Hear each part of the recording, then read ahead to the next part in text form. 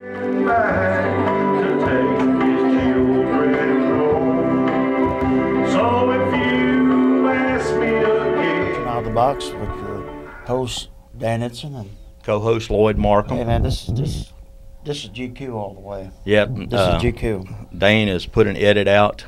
The Pope Dane has put an edit out that we to come casual. Hey, you're cosmopolitan. I always cosmopolitan.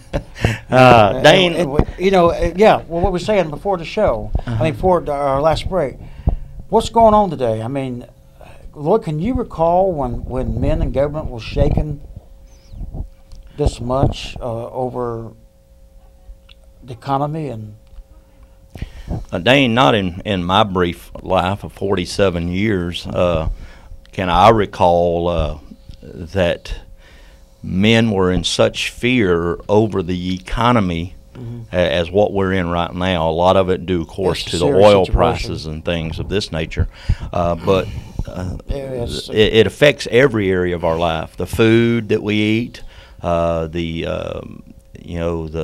our educations for our kids. We wondered, what's going to be out there for them around the corner, what kind of future are we going to have for our children?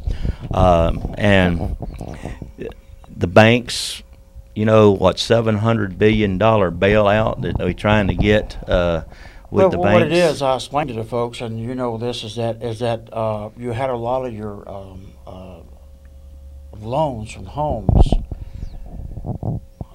It was really greed that was driving it, seducing people into to had a great desire for a home, that wanted a home so badly that they were willing to do anything. And then you had, it's like a loan shark, if you will, that basically what it was, and they were giving them loans they knew they couldn't pay back.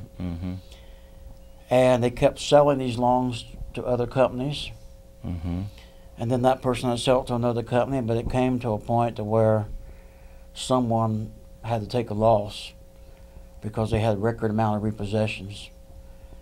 And these loans were not getting paid back. Then you had the high oil prices, medical, all kinds of stuff going on. Explain to me something if you can, Brother Dane. Yeah.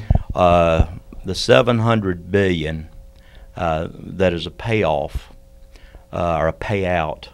Who is it being paid to, and if it's being paid to bail them out of a situation, what happens to the average Joe that's having to pay his house payment? He's still going to have to pay his house payment. So are there going to be multiple? That's a concern they were talking about today. Now, I'm no economist. I don't have a degree in economics. I'm just average guy when it comes to this. I don't know, but I can tell you a little bit I know. What I understand is that the government is agreeing to do like a reverse auction. Is like what they're meaning by that is, let's say that you bought a loan from me for $1, just for use of figure, but you couldn't pay that. You didn't have $1 because the person that owed that $1 that you bought the loan that had to pay that loan back isn't able to pay you, and so you were left with debt. I'm the government come in and I'm going to bid 25 cents. You're only going to get a quarter of what your loan, what was owed you, and I'm going to take this bad money and these bad loans. I'm going to put it aside. In some way, I'm going to hold on to it and make it profitable. Like the savings and loans, which is only like $90 billion. It's nothing compared to $700 billion. The fiasco 10 years ago that John McCain and others were involved in that caused that situation to happen. And but anyway, so the concern of the government is like this. What about those homeowners? If the taxpayer is holding a bag, which we are, they should also profit when the day comes that those loans that I bought become profitable again. That debt starts turning into a profit. That's their concern. But here's a big problem to me is that $700 billion, they're just going to print the money. They're just going to print it, and they're going to throw it out into the market, and there's no gold to back up. No real substance to it. No gold, no dollars worth of gold to back up that dollar's worth of money. Well, I understand that, and so you got a lot of paper money, but not no gold standard to back it up. So it makes inflationary prices. An extreme example of this is in World War I. You remember when Germany was devastated from the war, and so they just started printing a bunch of money. And I've seen pictures in the history books when I was in college and high school where they were literally taking the Dutch marks and they were putting them in the furnace to burn as fuel to heat them. It was worthless. And so the Federal Reserve, they just print money, make it out of thin air, and throw it into the economy, into the markets, and then and you got a bunch of paper money. It's not really worth a lot, and that causes prices to go up.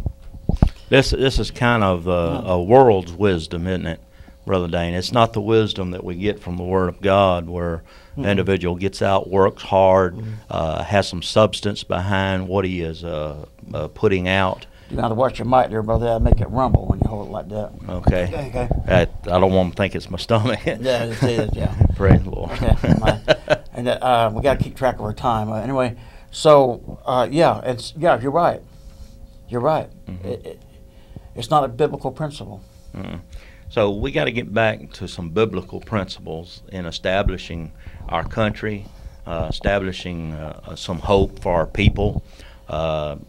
We know that these last days are already portrayed in the Scriptures, and like I was telling you earlier today, you know, we're going through a period of time of some necessary things that may not be comfortable.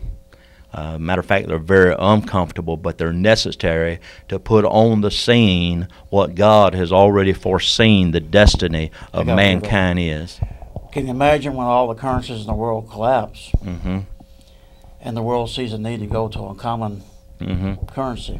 Dane, one world government, one world market. 1978, when I graduated, and you know, I was raised in the Assemblies of God back then, and a lot of the preachers back then was preaching these things about the coming of the end time and the one world government and the one world currency. And the thing that stuck out in my mind the most about all of that was, you know, the American people would never go for other country coming in and taking over the sovereignty of this country.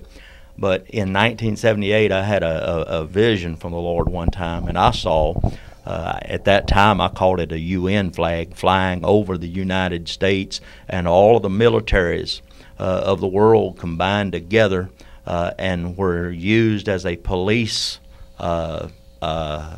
force, basically, to force all the countries in the world.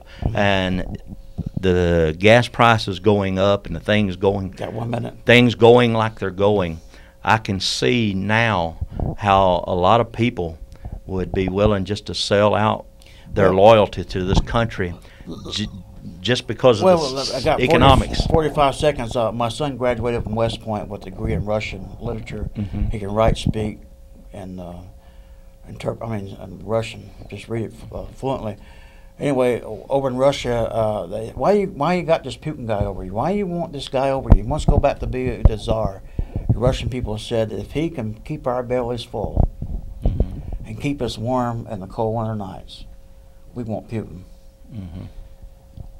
The people of the world, when they're desperate, when they can't feed themselves, when they can't clothe their children, they can't live, it'd be like Germany with Hitler. They'd be willing to listen to a madman that give them some sort of false peace. And there's a madman coming. That's right. We're going to cover that. We'll be back in a moment.